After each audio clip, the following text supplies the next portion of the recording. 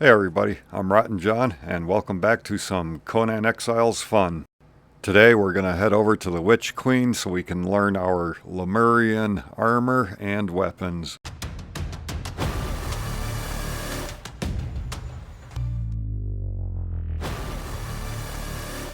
So actually getting to the Witch Queen's palace took a couple of tries because, you stop here, you stop there, you catch a couple of good thralls.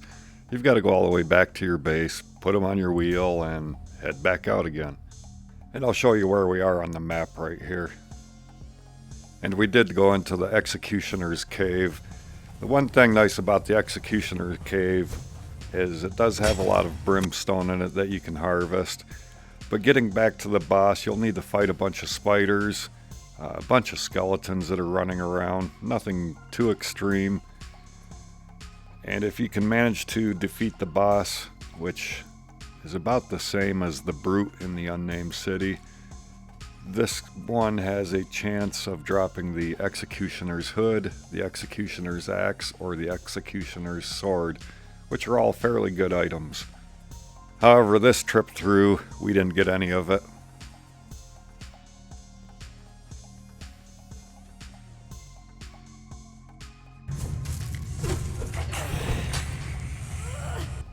And moving on from there, we found ourselves at the summoning place. We're going to do a quick run through in here. Let me know in the comments if you want a more in-depth guide of going through the summoning place.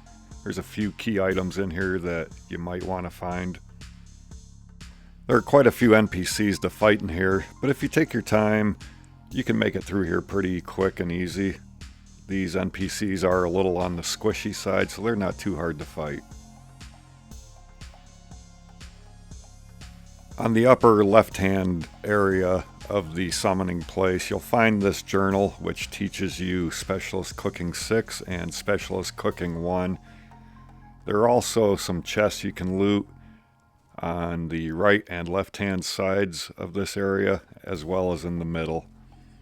And in the center of the summoning place is a Yogg's altar. This is where you will sometimes find your Defari Witch Doctor. And the Witch Doctor is one of the thralls that you can use on your alchemist table to make oil instead of having to fish for oil all the time. And right next to the altar is another journal that teaches you some more of your emotes. Now over on the right hand side of the entrance, you'll see this campfire right before the steps, and there's a journal laying there. This journal will teach you the Witch Doctor feat, which is kind of a handy feat to have later on down the road. And at the top of the stairs, you'll find a couple more chests that you can loot, and then you'll find this Skull Taker totem, which if you click on it, it will teach you Skull Taker so that you can make your own skull totems. And the summoning place can be found right here on the line of G5 and 6. So moving on from there, we ended up stopping at Sinner's Refuge also. This is another good place to get a bunch of brimstone, and sometimes you'll find some good named thralls in the back near the Mitra's temple inside. And you can find the Sinner's Refuge right about the center of H4. And we did find Barnes of Azura back here. He is a performer. We knocked him out, and you know the story. All the way back to the base to put him on the wheel. So back to continuing on with our quest to go see the Witch Queen. We came across these islands here, and we found another Rot Branch boss. So I figured we might as well fight him, and then I'll show you where his loot chest is once you defeat him.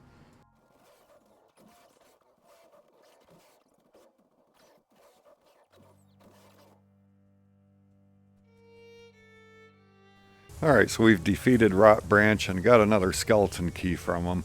If you run down to the edge of the water and right around by the edge of the rocks, you'll find the loot chest. And I'll show you on the map where he is located, and that's right here at J6. Now moving on from there, we came across Drifter's Rest. And it's just a couple of people to fight here. But the main thing you want here is the journal that's sitting on the bench, and that teaches you Specialist Cooking 10.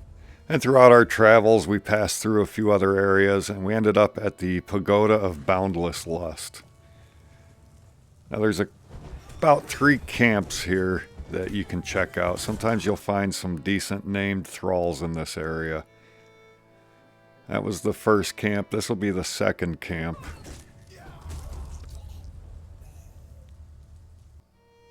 And from here, you can jump over, kill all the people here, and yes, there are sometimes named thralls in this area.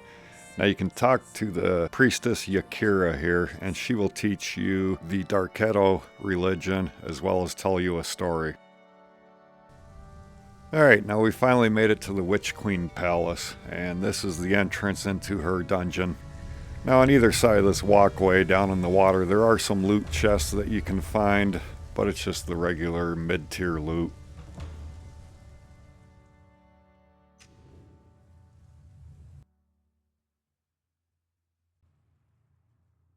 Now once you enter so far into this dungeon, there's only a couple of ways to get out of here, and that's either by dying or killing the Witch Queen. And shortly after entering, you'll see that the gate closes behind you, and then one of the statues, either on the left or the right, will come alive, and you'll have to fight it. Now they do hit pretty hard, but you can also take a few hits from them before they kill you. And after you defeat one of them, then the other statue on the opposite side will come alive, and you'll have to fight that one also. And while fighting the second giant statue, these laser beam type things will start appearing, and you have to make sure that you're not caught in the beam of it when it fires.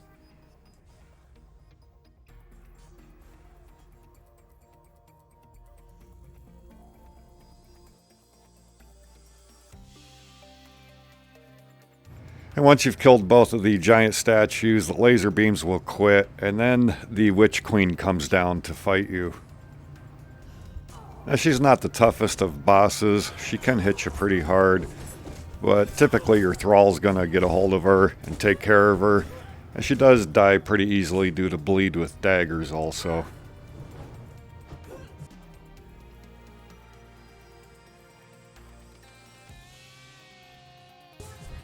After you defeat her, she will drop the Witch Queen mask and RAZMAS quarters keys.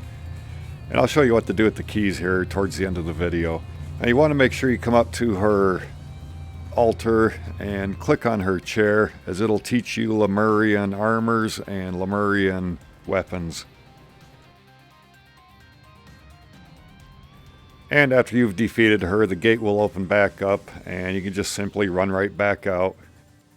Now before we head back to our base, we're going to want to attune our bracelet to the oblisk that's nearby here, and I'll show you where that is on the map in a second.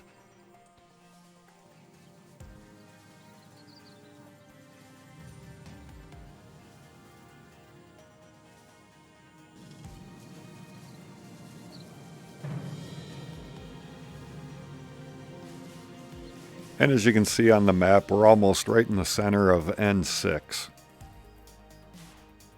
Now we're going to stop by Sepamaru at the south end here, and with Rosman's quarters keys, I'll show you where you use that.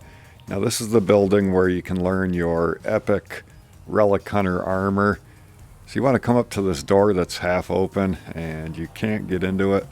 Now once you have Rosma's quarters key, you can click on the door. As long as the key's in your inventory, the door will open up and you can come in and talk to RAZMAS. Now, she was the Witch Queen that we just killed, and she's got a nice little story to tell you. And before we end this video, I just wanted to show you a quick look at how to make your Silent Legion armor and your Redeemed Legion armor. Now both of them take about the same materials to make. I normally go with the Silent Legion armor because it does offer a little bit more armor protection. And each set will cost you the same materials: your perfected heavy padding, your star metal, some black ice, and some alchemical base. And now we'll take a look at what our new Silent Legion armor looks like. And this is dyeable.